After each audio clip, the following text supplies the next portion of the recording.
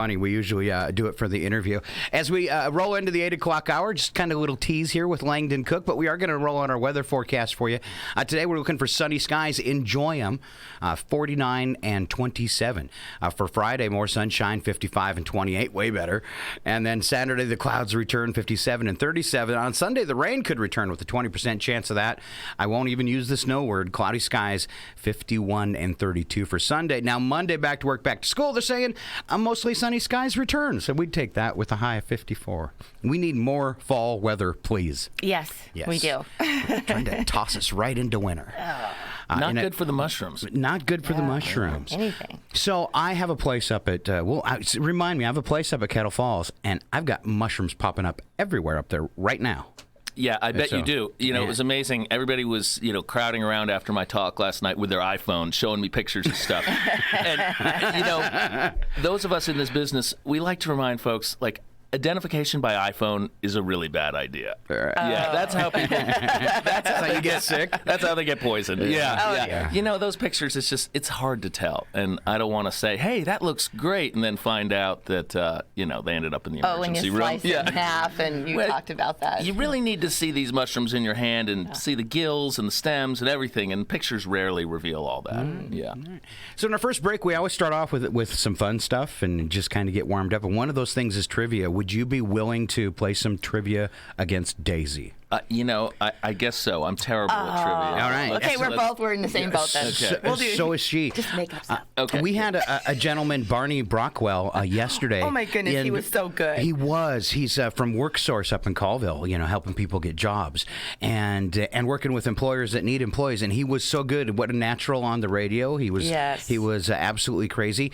And our reigning king of trivia here at the radio station, one of our DJs, Mike Bentz, totally slaughtered by Barney yesterday, 4-1. Yeah, I think that he had the best trivia performance ever on KCHW. Well, you really put me in the hot seat. So you've got some. Well, we're going to warm up with a couple things till we get to trivia because I found this morning and I thought it was really important as we roll into October. This was on Twitter. # make a horror film less scary. Okay. So this is and Daisy, these are for you because you hate scary stuff. Oh no, I'm already scared. Yeah. This one's going to be real easy though. You can go see this at the theater. It's the Texas Coleslaw Massacre. Okay, that's not so bad. Is that more your speed? Yes, it is. Totally. Or the Texas Chainsaw Manicure. Now my wife would like that. Yeah. Those are some bad fingernails. All right. Buffy the Investment Banker. Buffy. Instead of the Vampire Slayer. Yeah. Oh, okay. All right. Sometimes we have to clue Daisy in because she's not very, socially on top of some of those I've lived in Asia half my life, so gotcha. I do know what mushrooms are. Well, that was geared more toward the Wall Street crowd, Yeah. Thank you. There you go. He's on your side. Tell trivia. All right. One of the scariest movies ever. I think it was a guy with a knife and a hockey mask. Friday the 12th. I like that one. Oh, I had this one when I went to Maine. Silence of the Clams. I'm a clam digger, too. And one for the Sesame Street crowd. Any guests? Nightmare on... something Street. Oh, you Sesame Street? Nightmare on Elmo Street. Elmo Street. Oh. Instead of Elm Street. I was gonna say, I said oak, so it's another tree. And then this one, wow. The Cuteness of the Lambs. Instead of the Silence of the Lambs. Yeah. All right. This one, Rules of Food, perfect for our guest since he's a culinary expert. Right? So-called. Yeah. Self-professed. All right. Rules of food. Let's see if you knew these. If no one sees you eat it, it has no calories. That's totally true. All right. Yeah. Do mushrooms have calories? Mushrooms actually have phytonutrients. Oh. Yeah. Phytonutrients. Doesn't that sound good? All right. Yeah. No, they're good for you. Yes. My dog and my cat are excited. All right. Yeah, I talk about phytonutrients on my That's Edible show. Sure. Quite a bit. Yeah, there's All right. a lot of discovery with it helping cancer and Oh, all right. On kinds the medicinal side of things, for sure. Anti-inflammatory things like that. If Daisy drinks a diet soda and drinks a candy bar, they cancel each other out. Yeah, if you can drink a candy bar, then it doesn't count for sure. All right. Blend it up and eat it. More rules for food. Snacks consumed at a movie theater don't count as they're part of the entertainment process. Yeah, especially when you spend like $30 now for popcorn. For and Juju's. soda, BYOB. Pieces of cookies contain no calories. The process of breaking causes a large calorie leakage. Yeah, that's one of those words nobody likes, leakage. Yeah. It's like pants. When you eat with someone else, like pants. Or slacks, right? Slacks. Right? Oh, the old terms. Do I look That's good fancy. in these slacks? Yeah. When you eat with someone else, calories don't count if you don't eat more than they do. All right. Foods used for medicinal purposes never count. These include, but aren't restricted to, hot chocolate, brandy, chicken noodle soup, buttered toast, and Sara Lee cheesecake. Those are for women that are depressed, I think. All right, foods that have the same color have the same number of calories. Examples, spinach and pistachio ice cream, mushrooms, and white chocolate. Great combo. Yeah, that sounds good altogether. All right, let's see. Oh, we went past 8 o'clock. Let's wrap it up. Let's go into trivia. This is a big competition. Our special guest, Langdon Cook, against Daisy Oz. Battle of the Trivia. Here we go. The following program is closed captioned for the thinking impaired. That's right. That's appropriate. I want to ask you a bunch of questions. I want to have them answered immediately. It's actually not that tough. Okay. You would be surprised. It's not that tough. Yeah, when I play Trivial Pursuit with my kids, it's ugly. Dad didn't know that. All right. Trivia question. You're allowed to ask a couple leaders. Sometimes they're a little tough. Okay. Despite being around for thousands of years, in 1919, this breakfast food became much easier to make. What could have happened in 1919? Much easier to make. That would Oatmeal. what happened in 1919 that would make breakfast food, a popular breakfast food, easier to make? Well, wasn't Something 1919 to cook the with. year of the... Yes, you're getting Something to you're cook with. getting warmer. A stove. No, you're warm though. Something else that might burn you if you put your hands in it. Fire. Let's see. Despite being around for thousands of years, a barbecue. 1919. barbecue That was grill. like the Great Flu or something. in This 1919. breakfast food became much easier to make. It's more of a side with your breakfast. Come on, you guys. Toaster. Thank you. Wow, Daisy, you are just my perfect opponent. Yes, I knew it. This is going to work out perfect. Wow. And he threw in an insult, too.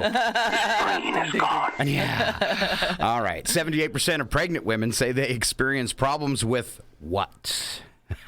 Having That's to wide out go there. to the bathroom a lot. I can see Langdon's face got really I feel like this is not one I should answer. No. Yeah. Oh, chicken.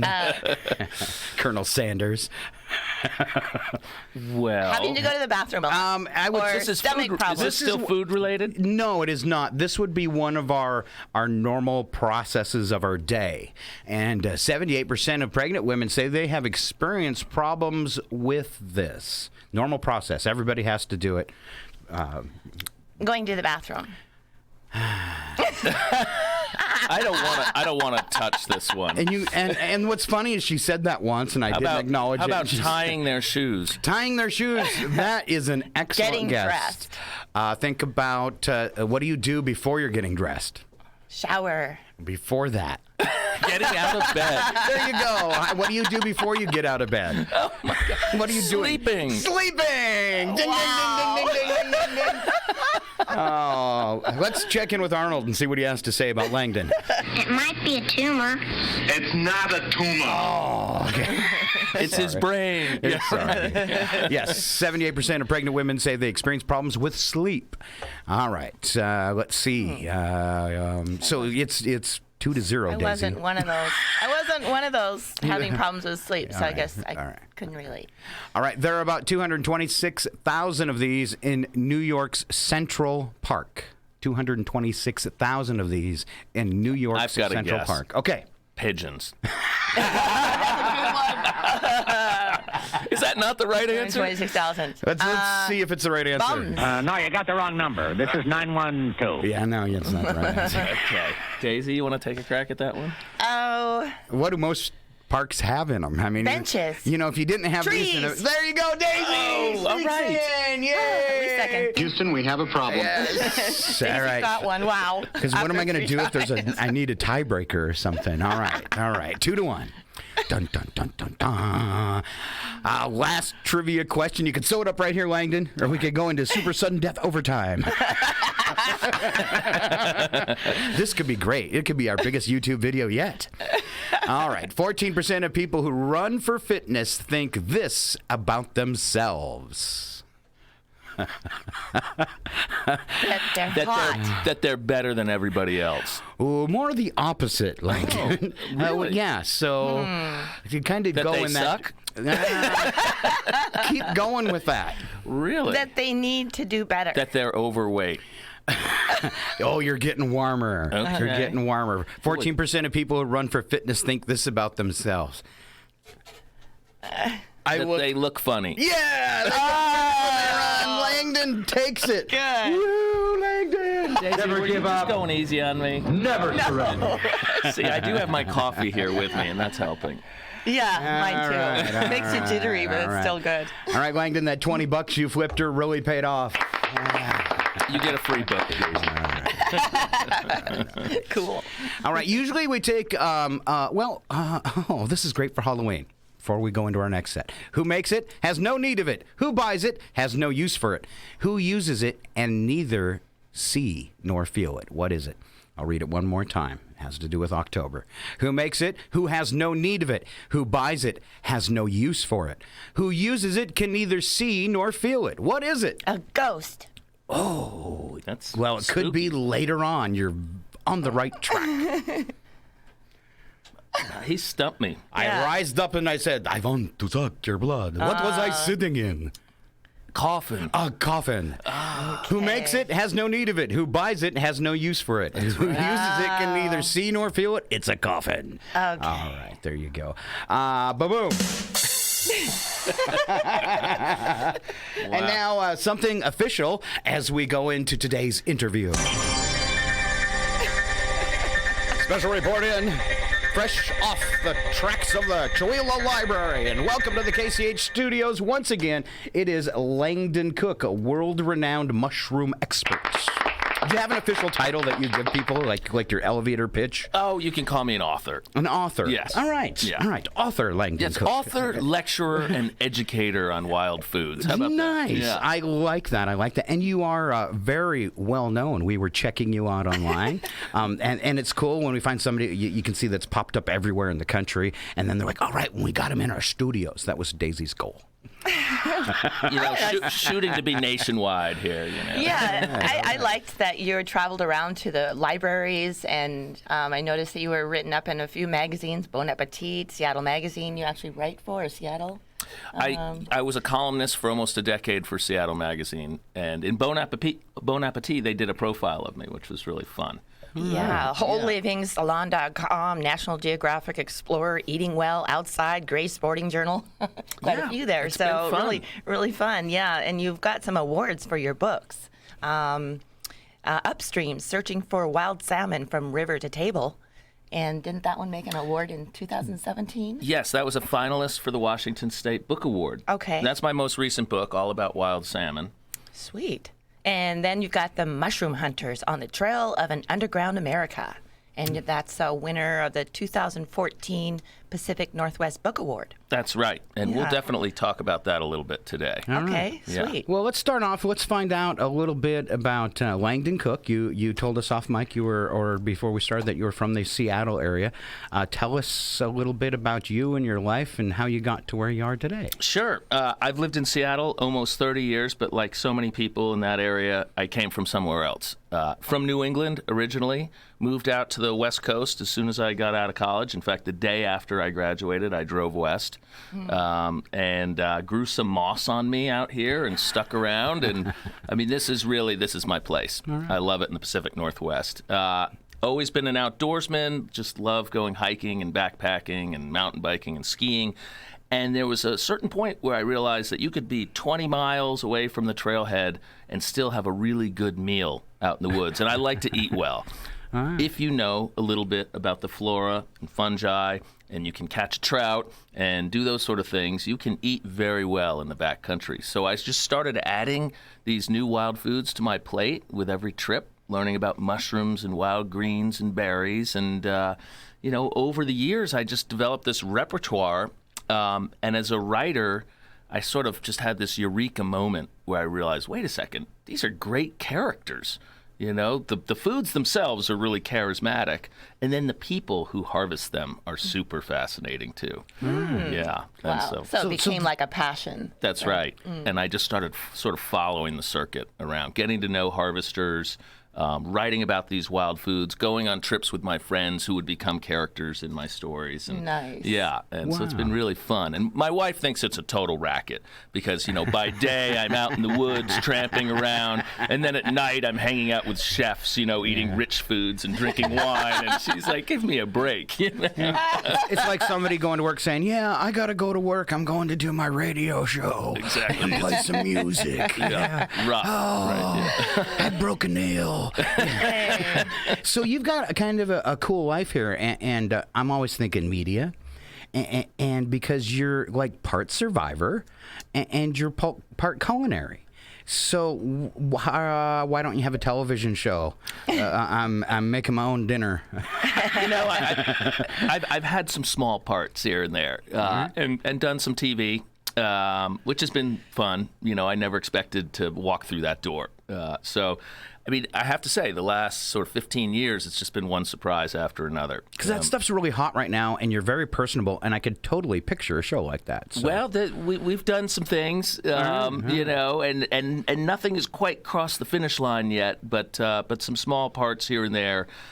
Did something for PBS on a show called Food Forward. Excellent. And then another thing on the Travel Channel.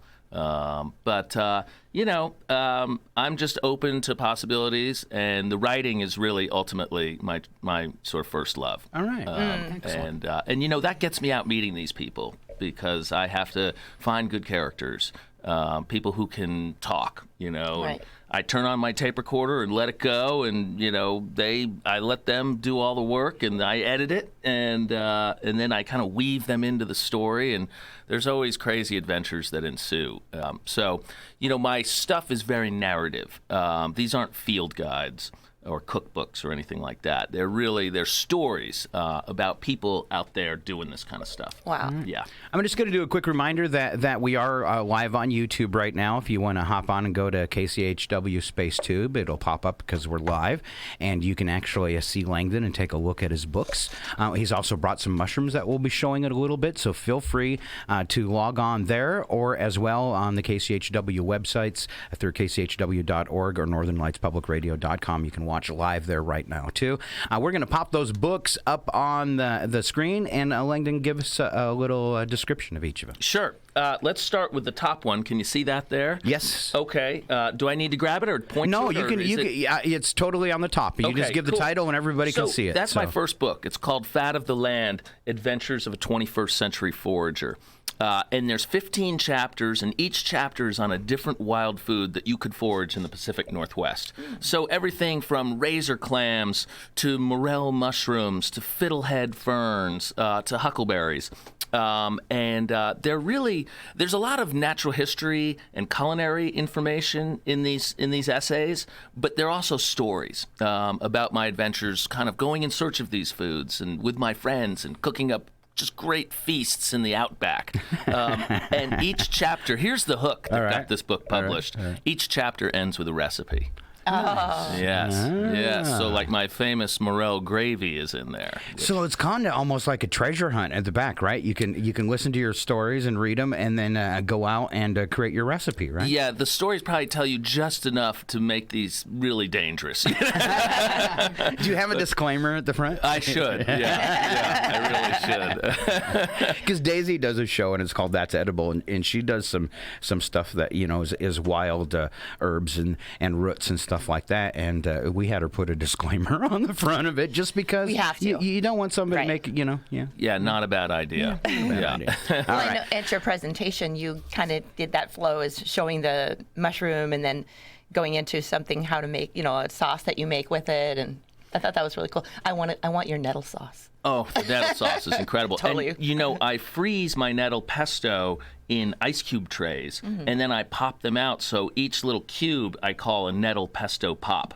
And I put all those cubes in Ziploc bags and freeze them. And then at any time, like in the darkest depths of winter, I can just take one out, put it in the microwave, and within like 10 seconds, I have nettle pesto. Wow. My daughter, who is vegan, that's like her mac and cheese. Right. She mixes that with a little pasta, and it's very healthy and delicious. And nettles are incredibly good for you. Yes, they are. They have more nutrition than virtually anything you can grow in your own garden. And they're a weed, so Right. you don't feel bad harvesting a whole bunch of it. And I've talked about dandelions, too. Dandelions. Another I have one. a chapter in my book about dandelions. Sweet. Yeah. Oh, wow. Yeah. All right. And then, can I just say that there's a chapter on morel hunting not far from here, a little more west towards Winthrop. But there was a big fire many years ago, the tripod fire. I don't know if you remember that. I think it was in 2005. And there's a chapter that takes place the spring following that fire, because that's when people go out looking for burn morels, right after the year's forest fires the following spring. And so I have a chapter about hunting morels in sort of northern Washington. And in that chapter, we run into a couple of guys who have packs that are absolutely filled with morels, maybe 80 pounds apiece. Wow. And I realize at that moment that these are commercial pickers. These are the guys doing it for profit. They've figured out nature's Rubik's Cube, done all the combinations to just pick ungodly amounts of morels. And that was the sort of genesis of the next book, which is The Mushroom Hunters. Here I'm pointing to it right there. Is there a danger, because it's gotten so, and it's really popular around here, especially with the forest fires we've had, people have learned that I thought it was a couple years after, but you say it's the following spring. It's the best picking, yeah. But people go nuts for that around here, and there's a lot of people doing it. Do you see a danger to the ecosystem by people overpicking the morel mushrooms? I don't think you can overpick them. Okay. For one thing, with the burn morels, it's a one-and-done sort of deal. They have a huge flush the following spring, and then it's pretty much over. You might find a few scattered morels the year after that, or maybe 2 years after, but it's really the first year. And so then all the pickers move on somewhere else the next year. Okay. Yeah. And, there are issues about erosion and things like that, because in these burn areas, they can be sensitive, right? And you don't want too many people tromping through them. But it's nothing compared to some of the other activities that we're doing out in the woods. Okay. Yeah.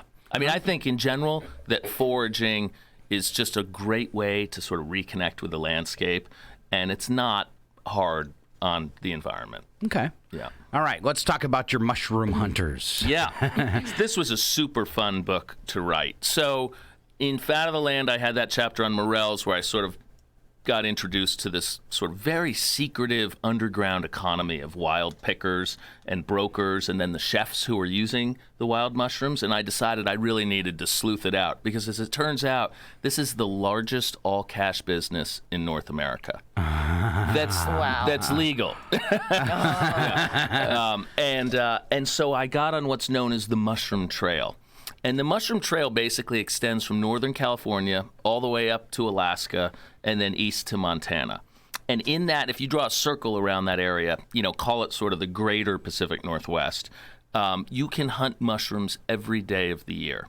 Wow. So at this time of year, the pickers are moving south. They're probably heading down into Oregon now because it's gotten so cold here. And by Thanksgiving, they'll be in southwestern Oregon and Northern California. And they'll pick in Northern California through the winter. and then they'll make their way back north when the morels start coming up in the spring. So they kind of do this circuit. And I got on the trail and started following them around and camping with them in the bush and picking. And in fact, I was paying my gas money as I did this by picking mushrooms. And I got to know chefs who were using, and chefs all over the country are now really into wild foods. It's the thing. It's the thing. And so mushrooms are sort of the poster child for that. And we just happen to live in a great area. I mean, most of the commercial mushroom harvest is in the Northwest. And so... Oh, you were talking about it even being shipped off to Europe. And Europeans buying the dried because they mushrooms. love mushrooms over in Europe, but they just don't have enough. Right. What they do is they dry morels and then ship them to Europe. Right. Yeah. And, we have all sorts of other great products as well. Our huckleberries. We talked about the nettles, fiddleheads. So there are all these wonderful wild products that need to be foraged, right? You can't grow them. They really need to be wild harvested. So I followed these guys around, and it was just amazing. I was camping in the bush with them and picking alongside them, and I got to know the buyers as well. So I have a few characters, pickers and buyers and chefs in the book who I kind of follow over the course of a few years. And it's told very much as a story. I'm not going to give too much of it away, right. but because you got a trunk full of books and you'd like to sell a couple on your way out the door I this can morning. see the line forming out of the door. Yeah. Yes, And then, don't forget, you can stop by here at the end of the show right before 9 and talk with Langdon and buy a book. Hey, I got my square with me. Yeah. and then you've got one more upstream about salmon. So Upstream is the newest book, and it really sort of takes off where the Mushroom Hunters left off. When you think about it, salmon are the ultimate wild food in North America. Even, societies, human societies have formed around the salmon's life cycle and still exist. And so, as the ultimate wild food, this just seemed to be sort of the capper. I think of this as sort of my triptych of wild food books, and the salmon book was sort of the final capstone there. And like the Mushroom Hunters, I got to know commercial fishermen, tribal fishermen, sport anglers and guides, chefs, scientists, environmentalists, people who are working with salmon every day. And I sort of tell the story of salmon culture on the West Coast through the eyes of these characters. I just find it amazing how you're able to get in there and just meet all these people. It's just like it's almost synchronicity. Right place at the right imagine. time. Yeah, I can imagine, but that's really cool. It's super fun. I mean, I've just gotten to meet some amazing people who are doing things that, and I just love to get them into the book so that, my readers know what these folks are up to. For instance, there's a character in Upstream who is trying to keep this sort of very little known form of fishing alive. It's called reef netting. And they do it in sort of northern Puget Sound, mostly off a place called Lummi Island. And it's the thing that's great about reef netting is it's the only style of commercial fishing on the high seas that's selective, so that if they catch a ESA protected, say, Puget Sound Chinook salmon, which are really on the ropes right now, they can actually safely release that fish. And mostly they're targeting sockeye that are headed for the Fraser River. But just a really neat form of fishing, and has roots that are hundreds, if not thousands of years old. It was a style developed by Native Americans in kind of the northern Puget Sound region. So just allowing him some space in the book to kind of evangelize this incredible form of fishing was super cool. And then scientists who are really thinking outside of the box, trying to, keep the next generation of salmon alive. That it was great to work with these people. And of course, today it's really top of mind. We just had a ceremony at the beginning of summer. Early into summer, where it was, I believe, 12 Native American tribes. They came in canoes up by Kettle Falls, trying to call back the salmon. Right. Yeah, did a ritual. It was pretty cool. Well, and it's cool the way they came together. You've heard about the salmon cannon, right? No. Ooh, this is like a pneumatic tube that they're developing that will shoot salmon over the dams. I mean, that sounds crazy. But this is what we need to do, because as I talk about in the book, we live now in a very highly managed landscape, and like the infrastructure of, say, the hydro is not going away, or in California, big ag is not going away. So we have to kind of figure out ways within this managed landscape to allow nature to continue to be productive, right? And so something like the salmon cannon is just such a cool idea. If they can figure out how to work it, maybe we'll have salmon above Grand Coulee again at some point, That's would be fun too, is if we can get them all, trained so that they head for the tube because they know, right? Well, yeah. I mean, hey, there's the tube. Hop on. Is that like test tube salmon? And the cool salmon, the ones that like a good time, swim back around and come over again. Yeah, let's do that again. Yeah, right. That was fun. All right. So you've got the 3 books, and you've got them with you, you said. So someone would like to learn more about those books or stop by and see you. He is here at the studios in downtown Chewelah. And all right. I want to hear about the wild edible mushrooms, Langdon. Yes, well, I brought some with me. All right, I'm gonna let Daisy do the talking, and I'm gonna get up and start moving that camera around and see if we can get a shot of those mushrooms. Okay, sounds good. I went to most of your presentation. It was awesome. I wish I could have stayed through all of it. I went through the first hour. And Yeah, ended up at the cauliflower. I know mushroom. the crowd There just was so wanted many. more. Yeah. I mean, I think I was only supposed to talk for an hour, Yeah. but I was there for almost 2 hours, and it was great, and everybody was super friendly, and what a neat community, and I love that library. Yes. It's like a place that's been lost in time. Awesome. That's how we think about our town. Yeah. Lost in time. Yes. And you covered quite a few mushrooms. I'm going to let you start with where you'd like to, with what you brought, or Should we first talk about the ones I brought? sure. Let's Okay. start there. Well, let's start with some mushrooms that I think everybody around here knows and loves, because you live in a great region for morel mushrooms. And so these are mushrooms that I dried in my dehydrator. Nice. And so when you do that, I go out and I pick and I bring them home, and especially with morels, you want to try and eat those fresh morels within, say, 48 hours or so, because, the insects like them as much as we do. So you want to kind of eat them before the insects get moving. Yeah, I remember buying some at the Kettle Falls Market. There's a natural market up there, and I was almost like, after I got them, I go, there could be bugs in these. Yeah. So Did you cut them open and take a look? I think I washed them. And then I felt, you're fine. I might have put hot water. Hey, over what's a little extra them. protein, little protein, right? I know, that's how the Asians look at kind it of too. a bonus, like right? they eat bugs, so. Oh, yeah. And I think, actually, we all do. Yeah. I think there's studies about that just from eating salad. Oh, right? sure. What is it? Like you get like a few pounds of insects every year just from your salad consumption. But anyway. You kind of center them all right around that bottle. Everybody can see. Anybody Got who's it. watching online can see. So I advise eating morels, in the first 48 hours, and I keep my mushrooms in paper bags in the refrigerator. That's how. Okay. That's the best way. You don't want to put them in plastic because they can't breathe.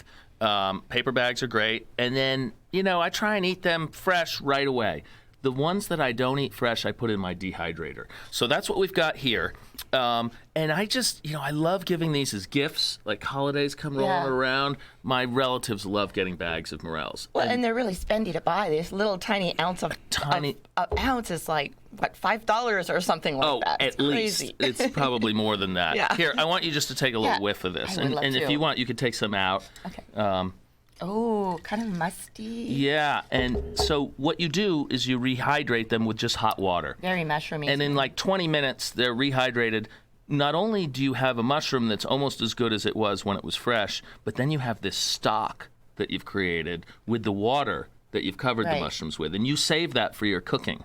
It's got a really rich smell to it. Morels are incredible. Deep. They are one of the favorites in the wild mushroom pantheon. And, when I try and describe what they taste like, it's super hard. We just don't have the language for it. Right. But they're very meaty. People who like meat would be surprised. They would have some morels. So I mentioned my daughter who is vegan. She loves morels. Anybody who's vegetarian should be eating mushrooms because they are. Well, so they're like the perfect meat substitute. Yeah. And then the with morels, chicken one too. There's one called the chicken. chicken of the woods. That one tastes like chicken. Yeah, it does, and it has a texture like chicken. Right, it does. Yeah, and I'll make stir fries with it just the way you would with chicken. Right. Yeah. Will you throw a couple of those dehydrated morels out to buy that jar so they're showing up on the camera? I want people to see those. Let's do that. Right here, you took All right. Right here? How's Yeah, that? yeah. Here, I I'll had take my these. hands on those. So don't those look cool? See, I've just cut them are. in half. Now notice morels are hollow. Right. That's one of the ways to identify them. And so inside, they should be nice and white like that. You see that? Right. If they're dark, it means they're sort of waterlogged. So Oh. here, I'll turn this one over so that video can catch it. And so these are morels, and they're just really one of the treats. And you guys are loaded with morels in this area. You have good hunting basically in every direction. And that you what go. time of year was that you talked about? That they were spring mushroom. Spring mushroom. Yeah. Okay. I would And they say like the- around here, probably you're getting into the woods at the end of April and then hunting. Sometimes, I mean, typically you would hunt sort of through June, but in a year when they're really popping, you might hunt all through the summer at the higher elevations. Right. Yeah, for the burn morels. And what trees? Was that the one under the cottonwood or something? No, that was a different one. Well, Trees, I think I morels, was like talking. Douglas I was firs? talking about oyster mushrooms Okay. and cottonwoods. Right. But there is a type of morel that you can find in the cottonwoods as well. Okay. Yeah, there are many different species of morel, and the thinking is now that they probably evolved in North America and then spread around the world from here. And we have lots of different species, and they're only just starting to figure that out now with DNA testing. Right. Yeah, so we live in a great place for morel hunting. Okay, so that's morels. Now let's check out another mushroom, which is not whole. I've actually dried this and ground it up, but I want you to smell this. This is another species that you are likely to find around here. Have you heard people talk about boletes? I have. Okay, so a bolete is the way to identify a bolete is it's a mushroom that instead of having gills under the cap, it has pores. Okay. So it looks very different. I mean, it looks like a classic mushroom, except that it doesn't have the gills. It has the pores. Okay. Don't they look like a puffball? I mean, a puffball, you know, when you step on it, Yeah. it emits a little puff of smoke. Okay. They don't really have a stem, whereas the bolete has a prominent kind of fat stem, and then it's got a cap that some people say looks kind of like a hamburger bun sitting on top, and they can be really big. Like they Right. can be as big as pie plates. Wow. Yeah, and they've got these pores, and sometimes people refer to that as the sponge. It's a very spongy look under the cap. So that's one of the ways to identify it. There's a number of different species. The Italians call these porcini, which means little pigs. Yeah. Now, you've seen porcini like on a restaurant menu before, right? Sure. So the chefs like to use that word because that's a little more evocative. Porcini. Yeah. So now I want you to smell this, but before you do, I'll just say a couple of things.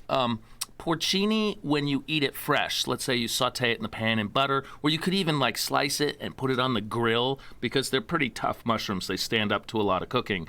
They have a really nice, nutty flavor. And like the morels, they're very meaty. In fact, the Italians have another name for them. They call them poor man's steak. But if you saw them in the marketplace, you might just decide to get a New York strip instead because they're like $40 a pound. Oh. Yeah. So that's Wow. another reason to learn how to do this and go find them yourself. Wow. So now I want you to smell this. Keep in mind that when they're freshly sautéed, they're kind of nutty. But when you dehydrate them, and in this case I've dehydrated them and then ground them up with a spice grinder. So this is more like I use this for rubs, and I also use it just to flavor stews and soups and gravies and things like that. It looks medicinal. So it does, but I want you to smell this. Okay. It's really intense.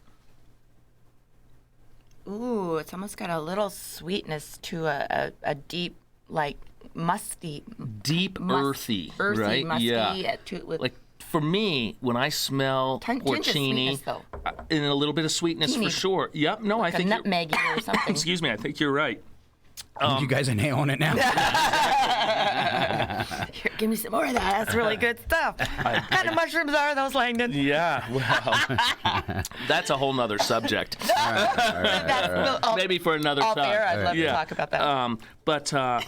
But yeah, this is really super pungent and earthy and different than sort of the fresh. So I would use it in the kitchen in different ways. So I would use this ground up porcini to flavor stews and gravies and soups and give it that kind of deep bass note almost. Like when I inhale this, I feel like I'm getting just the woods. You know, the duff and the dirt and the evergreens. It reminds me a little bit of reishi mushroom, which I've been able to get powdered. Right, medicinal. The medicinal. Yeah. Now, you know, I don't do much with the medicinals. With the powdered, it might be able to make some kind of sauce also. Yeah. And the only place I found it over there was in Kirkland. It was Really? a spice store there, yeah. Really? So many mushrooms are medicinal. You could be cooking with them and not even know it. You know, there are a lot of them different. They are. Different traits Actually, that they are are. for All you. of these are And medicinal. here's the other thing. We don't even know yet because science is so far behind when it comes to mushrooms.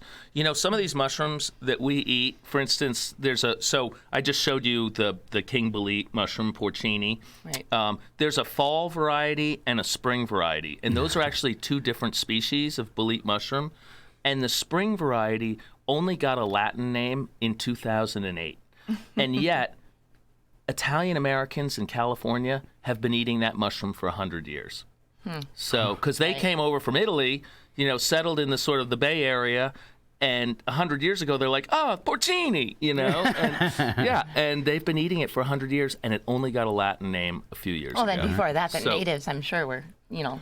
You know, it's interesting. With Native Americans, we don't have a lot of documented evidence of mushroom eating, but there are, like, for instance, with morels. We don't know really if they were consumed because, for one thing, you have to cook morels. You cannot eat them raw. They will make you sick if you don't cook them. And some of the other mushrooms, we're not really sure how much they were eaten by Native Americans. So that's one of the mysteries. But, like, mycology is just, it's a very sort of understudied discipline. I have a curious question going along with that. Have you ever done something out of experimentation and went, man, I wish I wouldn't have ate that? So early on, this is many years ago, I freaked myself out. Okay. I ate a mushroom that I really hadn't positively ID'd. Uh-oh. And now the forager's golden rule, the one to keep closest to your heart, is you never eat anything without 100% certainty of its identification. You know, there aren't that many deadly poisonous things out there, but there are a few, right? Aren't there some copies, like some mimic? There's a few lookalikes. There are a few lookalikes, both in the mushroom world and then also in the plant world. So you do have to be careful. You have to know what you're doing. It's not hard to learn. In fact, most of our choice wild edible mushrooms are really easy to identify. But anyway, I ate this mushroom. I wasn't 100% sure of what it was. I was pretty sure, but not totally. And then I basically gave myself psychosomatic symptoms. Like I freaked out, essentially. You know, and I was so much you started feeling Yeah, bad, I was right? convinced that I was getting sick, and but I was fine. It was one of those mushrooms. Yeah, right. But and then I figured out what it was eventually, and I was fine. But, you know, it was stupid, and I won't do that again. And so really, I've never gotten sick from mushrooms. But, you know, there's certain species. For instance, there's another one called the shaggy mane. Have you ever seen shaggy manes before? The genus is Caprinus. It looks like kind of, you know, the wigs that people wore in the old days. Like, I can almost, if you get close to it, it looks like maybe cauliflower or something out of the ocean. Is that the stuff? Some people call it spaghetti. Well, so we do have mushroom? a cauliflower mushroom. Okay. I talked about that one last night. That looks like something that washed up at high tide. I mean, they're really cool looking. But the shaggy mane is a mushroom that you shouldn't eat and drink alcohol with, because it has an enzyme that blocks the sort of breaking down of alcohol, so you can get sick. Huh. Yeah. Wow. Yeah, so there's weird little quirks like that. Yeah. Yeah. All right. Be careful. Oh, we've got one more jar. One more jar. here. Let's switch over to that. And this is a bit of a curveball. So I'm not going to say anything. I just want you That to. looks like a chanterelle. Well, I'm not going to say Okay, anything. all right. I want you just to open this up and take a big whiff. Okay. Or I'll open it up for you. And now, here you go. Bring it up. There you go. Ooh. Isn't that incredible? Wow. Now, there's a specific. It's almost like a. Hold Now, that you jar gotta- up in front. Hold that you jar might up in be front of your camera. You might be surprised. And here, can we It's pass hard it to over so you can describe. get it? It's- You gotta taste it or take a whiff what of do you this. think, Scott? Oh gosh, Whoop. isn't that nice? It's got a spicy Yeah. sort of. Okay. Do you want me to? You don't, smells like coffee. Oh, you think coffee? Okay. Okay, let me It's throw got something a out. higher smell. I don't know how to describe it. How about maple syrup? There you go. Thank you. Yeah. I was trying to pinpoint. See, the reason you like, a didn't come up with that spicy- right away is because you would never associate that with mushrooms. Right. So this is a mushroom called the candy cap. And when it's fresh, you don't get that aroma. But as soon as you dry it, it has this intense. So I actually make desserts with this mushroom. Wow. I make candy cap cookies. Oh, I wow. make candy cap custard. There's candy cap ice cream. I've even had a candy cap martini once, where it was just a classic martini, but the dried Wow. candy cap mushroom was put on a toothpick like an olive and put in the martini, and Oh, it wow. gave it a little bit of that maple syrupy kind of That's flavor. incredible. Yeah. Wow. So they are really. This is in the genus Lactarius, and that genus is called Lactarius because these mushrooms, when you cut them, emit a little bit of like milky substance. They sort of lactate. Oh. Yeah, and this one is very common down in California, but there are reports of it in Oregon and Washington. These all came from California, where it's quite common. And people love them because you can make desserts out of Yeah. this mushroom. What was the so name it's sort of a again? novelty. Candy cap mushroom. Candy cap mushroom. Yeah, and it's in the Lactarius genus. Lactarius, so they kind of look like little tiny chanterelles in a way. Yeah, it's a gilled mushroom. Yeah. But, so with chanterelles, and let's talk about them quickly because I'm sure people go chanterelle hunting around Oh, yeah, here. they're around. So chanterelles don't have gills in the classic sense. They don't have those sort of knife-like gills. They have more like ridges that go down the underside of the mushroom. Okay. Right? You know what I'm Right, saying? right. And there are a bunch of different species in the Northwest. We have golden chanterelles. We have white chanterelles. We have a very brightly colored chanterelle that gets variously called a rainbow chanterelle or a peach chanterelle, or some people call them fluorescent chanterelles. I've seen those. Have you? Yeah. Yeah, they're cool. My favorite of all the chanterelles is the white chanterelle, which is a really large chanterelle that does most of its growing underground, so it can be kind of dirty when it comes up. And we look for what we call mushrumps. And mushrumps are these little bumps in the duff. So like the mushroom's hiding, but you can see the bump in the duff. So you peel back the duff, and there's the mushroom. Wow. Yeah. And they're really fun to find. That smell is still in my nose. I know, it's So super strong. powerful. Yeah, Maybe I yeah, should, it is. It there. I is. should close this because it's just I going to mean, keep. you know, it's funny. The first word I thought of was perfume, but it wasn't perfume. It was something sweet. I left a couple Yeah. out on the counter there. Yeah, I couldn't pinpoint. it is. It is hard to your nose to associate a mushroom to maple It's a syrup. really cool mushroom, Yeah. and I love making egg custards with it, and it just gives it that maple syrup flavor. Is And that why cookies I chose coffee? Is because it smelled like breakfast? Yeah, and I can see how that you'd make that connection. But you were also saying spicy, right? yeah. And it definitely has that. Yeah. Very So- nice. Yeah, mushrooms are super cool and they're fun to cook with. So I was up in my place at Kettle the other day, and just kind of within probably a 30-foot circle, I just happened to notice that I was moving around, and without even trying, I spotted 4 different kinds of mushrooms. You just ripen out of the ground. You Yeah. know, like it was like the hot time right there. And what are the odds that one of those out of those 4 are edible? So were these like on your lawn, or were they in the woods, or? They are on the ground, coming up out of it's really not grass. It's there's some pine needles And what type of Is it tree? pine Is it cones and a lot of sunny, Oregon or is grape. it shaded? It's sunny open area during Okay. the Because somebody told me that in their yard they have a lot of boletes coming up right now, porcini. Okay. So that's great. I mean, if you have that stuff coming up in your yard, you better go harvest big open it. You know? open arena area, so it gets lots of sun. There are hundreds and hundreds of species of mushroom in the Northwest. Sure. So hard for me to know for sure. They could be meadow mushrooms of some sort, because if they're out in the open, there's certain mushrooms that really we only find kind of in the dark, wet forest. And then there are others that tolerate sun and they're out there, on people's lawns. That other type of mushroom we were talking about, those The grow intoxicating mushroom. yes, those grow on people's lawns right in Seattle. Oh yeah, So- that's, I think they called them Liberty caps or Yeah. whatever when I used to. Yeah, and there's a with. few different species. And I actually. don't remember what time it was, but there's a lot of Seattleites that go out foraging in town. Oh, you see, for you Liberty see caps. them stooped in the over, park, doing the sort of the mushroom look. Yeah. You know what they're hunting for. Yeah, they've got a little brown paper bag with them.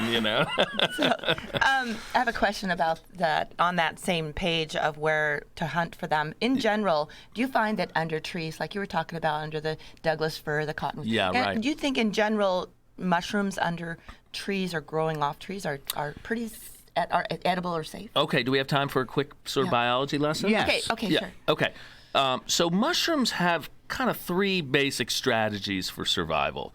Some mushrooms are parasites, so they are living off of other, say, plants or fungi or even animals. Then there are parasites that, then there are mushrooms that are saprophytes, and they're decaying sort of dead matter. And those are the mushrooms that you most commonly see in the grocery store because we've learned how to farm them. Okay, we can put down the right substrate and we can grow, like you've maybe heard of like the caves in Paris where they grow, the French button mushrooms. That's the same as the grocery store button mushroom. So those white mushrooms that you see, Yeah, the tasteless ones. Well, exactly. And a portobello is the exact same species. It's just Interesting. more mature, bigger, darker, meatier, but same species as the grocery store button. So those are mushrooms that live off of dead and decaying matter. Then there's a third group, and this is the most interesting group. These mushrooms are said to be mycorrhizal, which is kind of a term of art among mycologists, but what that basically means is they have a symbiotic relationship, generally with a type of tree or other plant.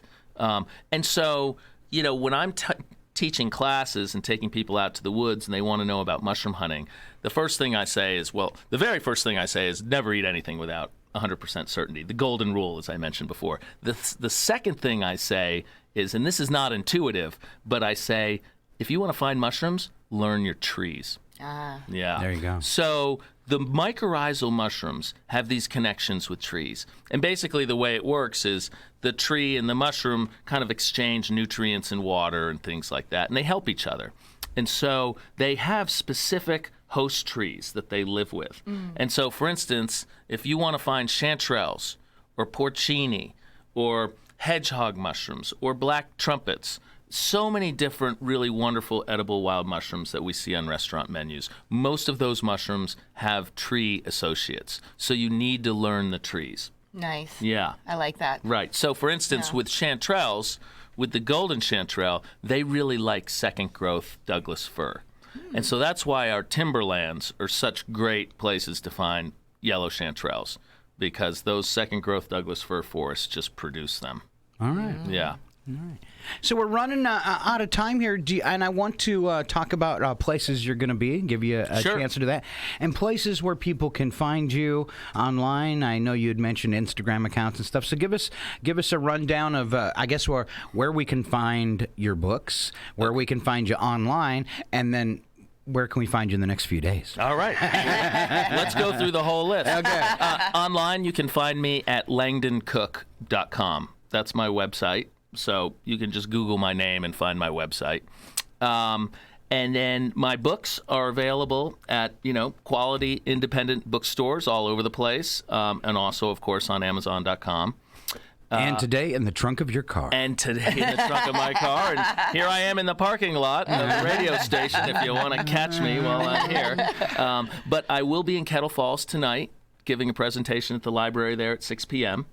And then if you want to follow me on Twitter and Instagram and Facebook, it's just at Langdon Cook. With a name like mine, I didn't have a lot of competition. I thought it was interesting your last name was Cook. Yeah. You're a cook, but you get a lot of jokes I get about that. All the time. It's funny because as I write about in my first book, my dad was sort of the grill master when I was a kid growing up. And my mom she hated to cook, although she sort of did it grudgingly. But, it just wasn't kind of a family thing. It wasn't like I was learning how to cook in the kitchen, sort of, holding on to my mom's hem. I was really self-taught. And it wasn't until my 20s that I really learned how to cook. And, of course, it involved a girl, who would later become my wife. But I realized, and I write about this in the first chapter of Fat of the Land, I realized that if I was going to be a player, I needed to learn a few skills, and so I had to up my game in the kitchen. Yeah. Wow. Yeah. That was your motivation. Well, and the other thing is I love to eat, right? So it just makes sense. Sure. And then with the foraging, it just sort of went hand in hand. Learn how to forage a new wild food, learn how to cook it. And so this sort of tandem process, just over time, I learned how to do both. It's interesting. I lived in Thailand 3 different times, probably a span of about 7 years. that is exactly how they live, basically. The men, they learn how to cook, they go out and, and the foraging is just normal. I'm sure. Knowing how to, what plants to eat and what not to eat. So I love Thai food. Yeah. That's on my bucket list for sure. The street food, so good. And then you go into the jungle and hear the different, right? Yeah. So we have our own jungle here with lots of good stuff. We do. Yeah. Now, this is very, very curious, too. So you've got Kettle Falls, and then it says here you're off to Richland and Connell. That's You're right. making I'll the be in the rounds? Tri-Cities area next week, and I'll be in Connell on the 17th and in Richland on the 16th. Yep. And Now you have a fall forage dinner at the Lark Restaurant in Seattle on the 20th. Tell us about that. That sounds interesting. So Lark is a great restaurant in Seattle. I'm friends with the chef owner, John Sundstrom, and in conjunction with an organization called the Field Trip Society, which is a really cool business, which is actually run by my neighbor, Cambria Cox. It's one of those sort of new businesses we're seeing pop up all over the place where they offer sort of experiences, and you can take a ukulele class or learn how to make a Christmas wreath or whatever. And I'm the guy who teaches the foraging classes for the Right. Field Trip Society. All right. So we're partnering with Lark Restaurant to do this fall forage dinner on October 20th. And I think tickets are still available, a few maybe. And I've seen the menu. It's off the hook. I mean, it is going to be a feast. Just some things that jumped out at me. I saw gooey duck was on the menu. Do you know what a gooey duck is? The giant clam? Okay, yes. I know we're not exactly in clamming country Yes. here, but it's like the largest, of our clams, and they can... I'd heard of gooey duck. I was trying to remember what it was. Yeah, well, they are really tasty. That's a wild food. And I think maybe some huckleberries are on there. And then, of course, a variety of different mushrooms, porcini and chanterelles. And it is going to be incredible. And John is a wonderful chef, and I think he's got some excellent wines that are teed up for it as well. And I'm going to tell stories. I'm just going to be up there during each course kind of talking about what we're eating, maybe telling a few stories, maybe a few tips on how to go find it yourself. Nice. And so That it's sounds it's super fun. So that's at Lark Restaurant on October 20. And I have links to all this stuff on my website. All right. Hey. Yeah. All right. A chef in his own right today, our guest, Langdon Cook, writer, instructor, and lecturer on wild foods and the outdoors. Catch him tonight at the Kettle Falls Public Library at 6 o'clock. Thank you so much for being on our show, Langdon. This was a blast. And you are our first writer, chef, instructor, I think, that we've had. So. Well, thank you. I had fun. right. Even the trivia. All right. All right. And you did awesome. All right. Once again, Langdon Cook, big round of applause. All right. Love it. And we're going to thank some of our donors. You're listening to KCHW 102.7 Chewelah. It's 8:56. Your KCHW morning show made possible by a donation from God-Fearing Brothers Auto Center. God-Fearing Brothers specializes in auto services and